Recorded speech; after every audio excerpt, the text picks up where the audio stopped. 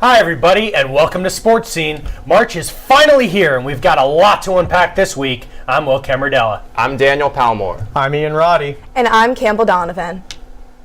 USC men's basketball dominated their final two road games to secure the 3 seed in the Pac-12 Tournament.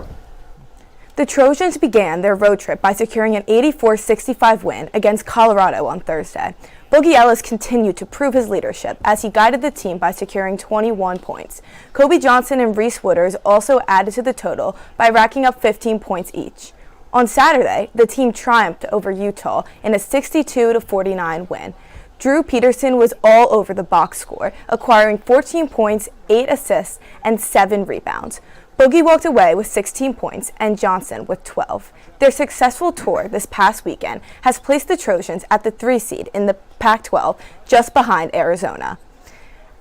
These were two huge and pretty unexpected wins for the Trojans. What do you think this means for the men's basketball program? Well, look, we're going to talk a lot about stat lines and what's going forward, but I think you just have to take a minute and credit the resilience of this basketball team. I mean, these guys were dead and buried after losing in Corvallis a couple weeks ago out of the tournament, and if you trust the Joe Lunardi bracketology stuff that comes out, they have USC now out of the first four as a 10 seed because they've won 4 in a row, 2 gutsy wins on the road. A lot of credit to them. Look, man, the team's coming together at the exact right time, and I love the way that things are lining up right now for March Madness. I think all we got to do is just split these 2 games this coming week, and I think we're in. And Will, you bring up those 2 very disappointing losses against the Oregon school. What I was most impressed with in terms of the Colorado game was the shooting and the defense from the Trojans. The Trojans shot 8 of 19. It's around 42% from 3, and they held Tristan Da Silva, Colorado's leading scorer, to 0 of 4 shooting, and he averages 16 points per game. So that was a great defensive display by the Trojans in that effort in the victory.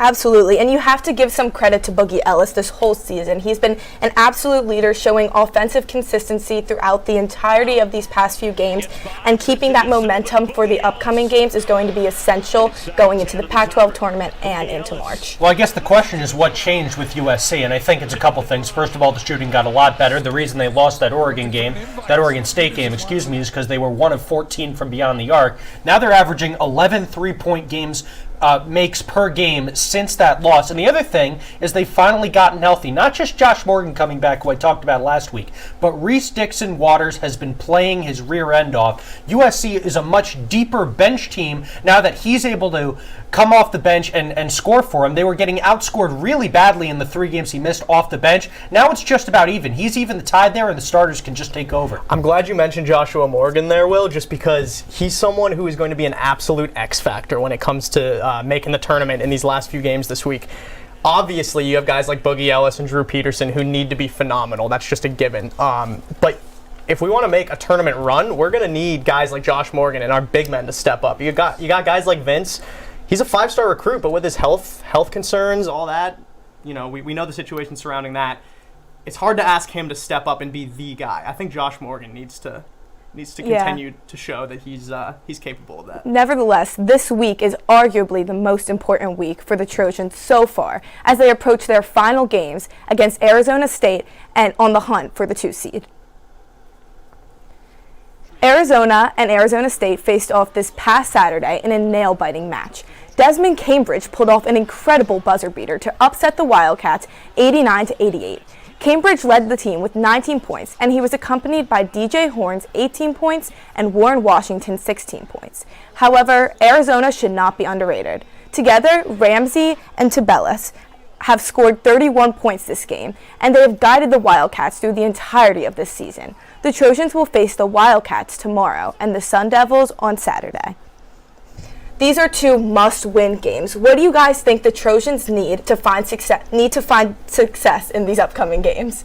Well, first of all, the offense can't go by the wayside again like it did on that Oregon trip. But the more important thing is USC needs to play to its identity, which is grinding you down on defense. And that's what they did in this trip. They did not have a very good shooting day in that Utah game, for example, but they were able to win the game because they held Utah to 31% shooting and 28% in the second half. Arizona is a team that can score, as is Arizona State, but USC has been such a tough team to play this year because they stay in front of you with their guards, they lock down the paint now that Morgan's back, and they're going to have to play an outstanding game defensively, much like they did against UCLA at Galen Center back in January. I think a big part of it is, of course, the stars have to show up. Boogie Ellis and Drew Peterson have to have very good games. And I think we were talking about the depth earlier for USC. Reese Dixon, Waters, Josh Morgan, guys like that, to have maybe a surprise performance that can help put USC over the top against Arizona. And I went to the game against Arizona last year at Galen Center. It was not a pretty sight. USC got absolutely obliterated, and the Trojans cannot let this game get out of hand early because it will not end well for them. Arizona's biggest strength is their big men. Their two best players are two big men, and that is why, to my point earlier, we need guys like Josh Morgan, Vince Iwuchukwu. We need these guys to step up. I agree. And I think I would love to see Kobe Johnson, the way he's been playing these past few games, continue to be an asset for the Trojans offensively. If we can really lean into the offense that the Trojans have been seeing these past few games, then that will be essential for winning these upcoming games. Other thing to keep in mind, we're talking about March, only 2 games left in the regular season. It is about the Galen Center advantage, which has been a real thing this year. USC is 14-1 at home. They've won 14 straight after losing to Florida Gulf Coast on opening night. And the fact with Arizona to come on Thursday, you might actually get a big-time crowd coming into Galen Center, actually make it a hostile environment. For whatever reason, USC feeds off their home court, and I expect them to again this week. Should be a great game coming up. Now on to women's basketball. The women of Troy snapped a 2-game losing streak over the weekend with crucial wins over Washington and Washington State. USC came away with a close 47-43 home victory over the Huskies this past weekend. Senior forward Caddy Sissoko led the way for the Trojans with 19 points and 5 rebounds. Destiny Littleton scored 14 points, and sophomore forward Rhea Marshall was a monster defensively with 6 blocks and 10 rebounds.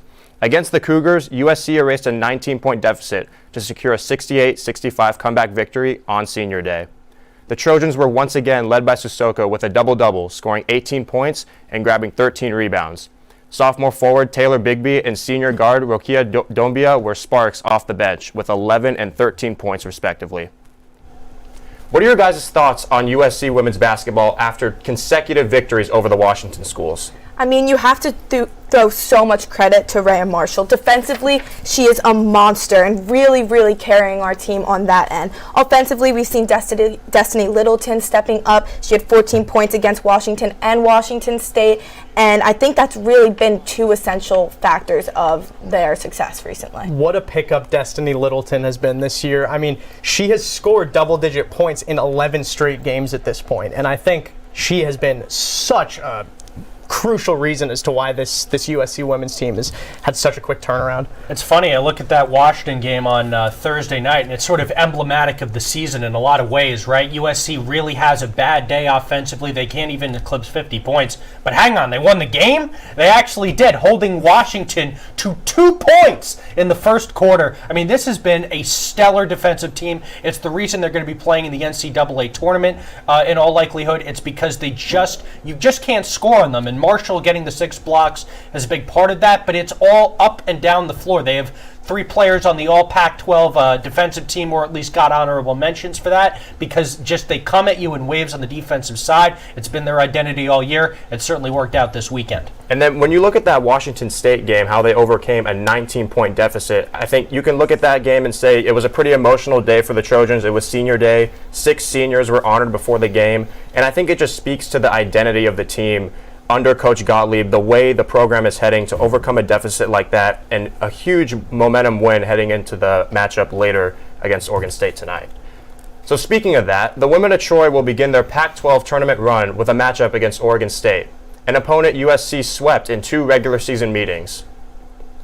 Oregon State is coming off one of their biggest wins of the season over number 14 Arizona. Freshman forward Reagan Beers had a double-double with 24 points and 13 rebounds.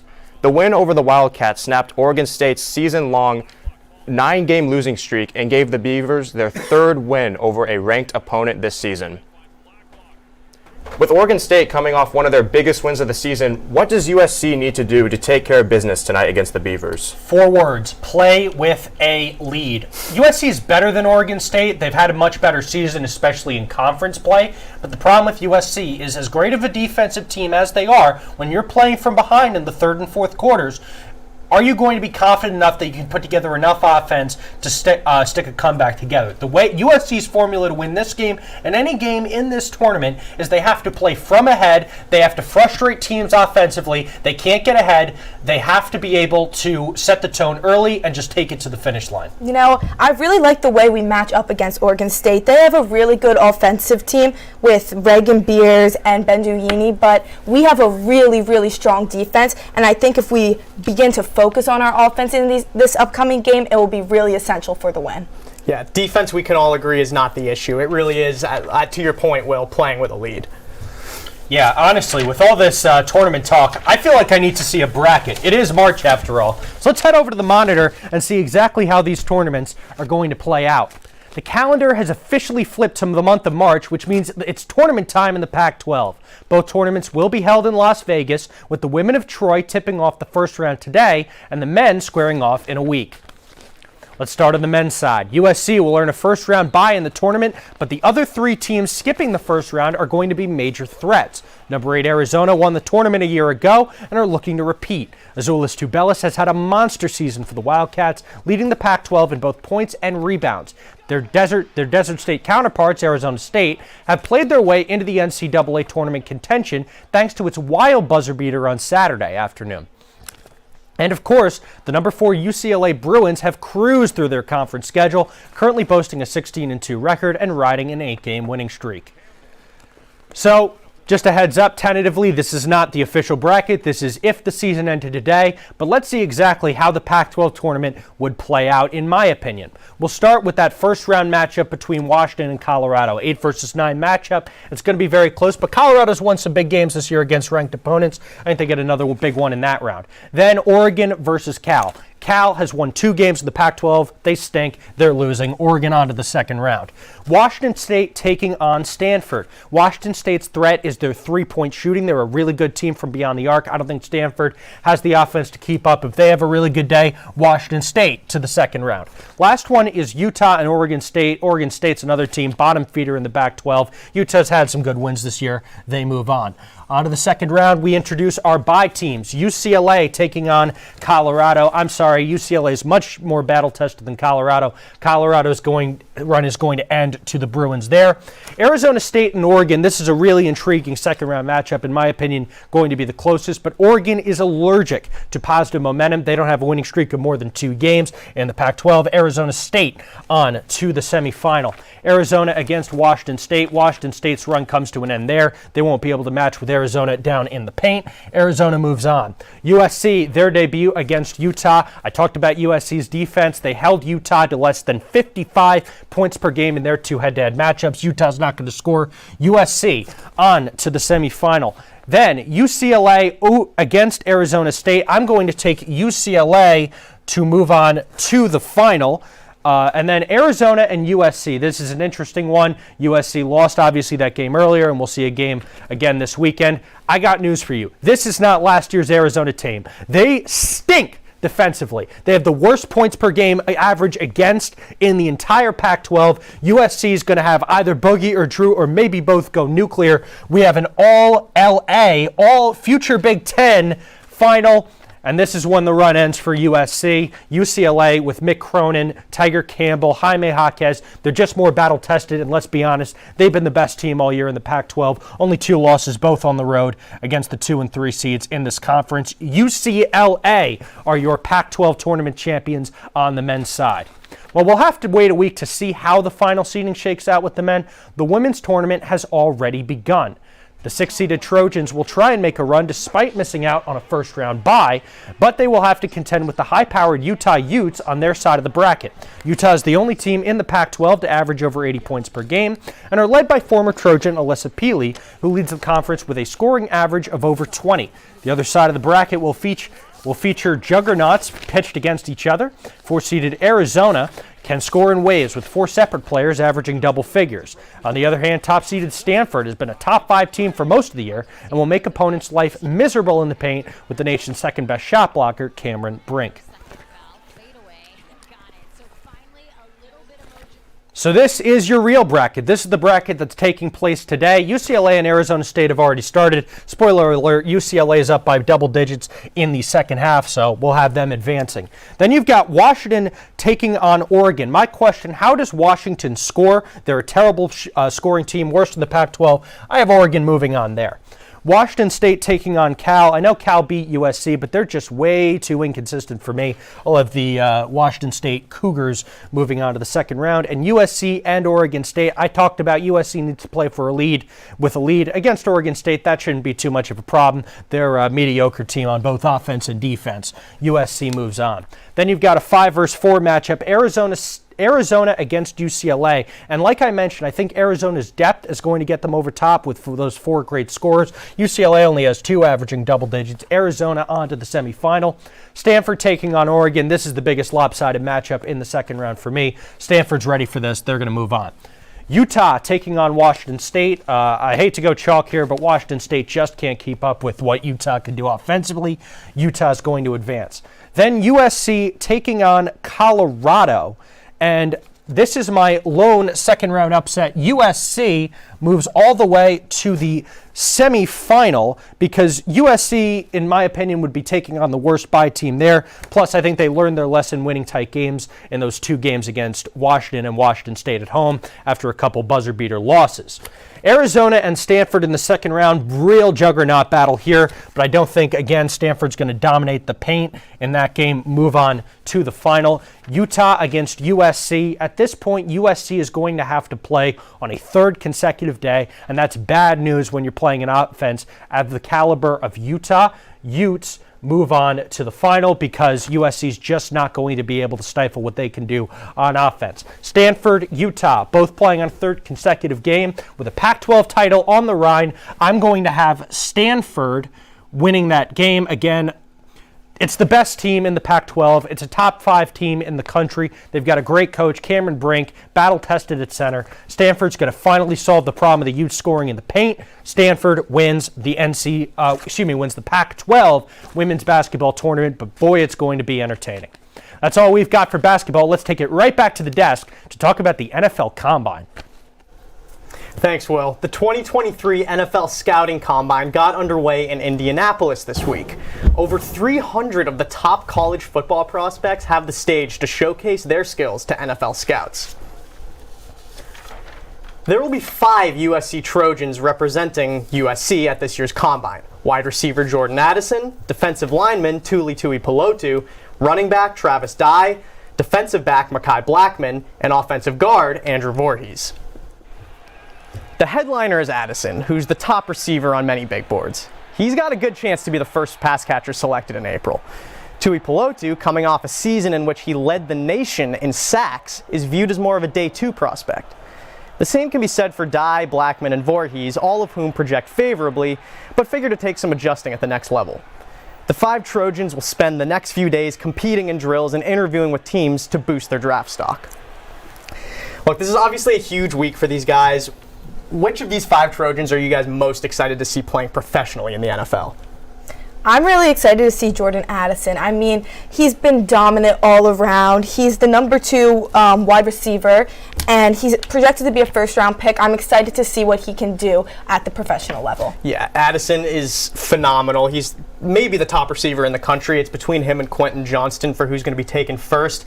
Addison's the route runner. He's the technician. He understands how to get open, whereas Johnston is more of a win with size and measurables type of guy. So I do think that Johnston is going to put on a show here at the Combine just because his biggest strengths are his physicality. But Addison's going to run a quick 40 time, and he's going to turn some heads as well. Yeah, I mean, this is a real great opportunity for Jordan Addison. This is his week. I mean, the Combine, the nickname is the Underwear Olympics, right? And that's because you're not actually trying to body defensive backs to go up for a football. His strength is his shiftiness, his speed, and his route running. Guess what? That's what the NFL Combine drills are trying to show off. He'll be able to show how quickly he can gut. I could see a lot of GMs falling in love with Jordan Addison this weekend.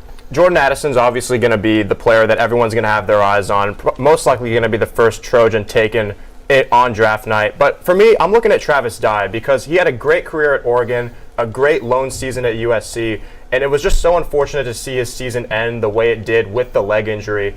And I'm looking at him at the Combine because I think it's going to be a great opportunity for him to showcase the skills that he has. Trojan fans saw him play all year long at USC. They saw the type of back he is, but more importantly, from the coaching staff, from all the players, he was the leader of this team, the guy that rallied everybody. So it'll be very interesting to see how he can translate his skills to the next level, both on and off the field in the NFL. If I'm an NFL scout or general manager, the thing that tells me everything I need to know about what Travis Dye means in a locker room is the response of his teammates when he got hurt in the Colorado game last year. As he was carted off the field, every single teammate went onto the field, up to the cart to say goodbye. And, you could just tell the momentum shift when he was out. I mean, if you're looking for great locker room culture, he's your guy. And by the way, he's a heck of a running back, one of the best broken tackler runners in college. And this is going to be a big weekend for him, despite the fact that he's not participating in any drills, because he's going to have the opportunity to meet in person with all these general managers and coaches and show them in person, face to face, what kind of guy and leader he is. And then also, I think you have to look at USC's defense. As much as we want to forget about last year's defensive team, how disappointing it was, we have to talk about Tuli Tuipulotu, one of the lone bright spots on that defense, creating havoc all season long, disrupting basically everything. And I expect him to be taken relatively high, maybe a day 2 guy in the draft. So I'm going to be looking forward to seeing what he can do at the Combine and where he'll be taken on draft night. Right. Some people are a little confused as to where Tuli plays. Is he an interior defensive line guy? Is he an exterior edge rusher kind of guy? But all we know, he led the nation in sacks. He can play football. As much as we love our Trojans, there are plenty of other prospects in Indy right now, all intent on proving their football prowess to NFL teams. Some top prospects to look out for include Alabama pass rusher Will Anderson, Alabama quarterback Bryce Young, Texas running back Bijan Robinson, and Georgia defensive lineman Jalen Carter. Anderson is one of the nation's most productive pass rushers and has a chance at being the first overall pick in the draft. Young is considered the top quarterback in the draft class, but his small frame makes him a historic outlier at the position. His combine measurables will be very important. Robinson is the best running back prospect in quite some time and figures to put on a show with his combine workouts. Carter is arguably the best prospect overall in the entire draft. The only thing is that this morning, there's a warrant out for his arrest stemming from a street racing incident dating a few months back. We're still waiting for updates on how that affects his draft stock. But look, how do we think Carter's draft stock is going to be affected by this? It's an ongoing situation. It's tough to speculate, but just the reports I saw today, obviously, a woman unfortunately passed away as a result of very reckless driving, and it doesn't look like alcohol was involved, at least in Carter's situation, but still, it's very concerning.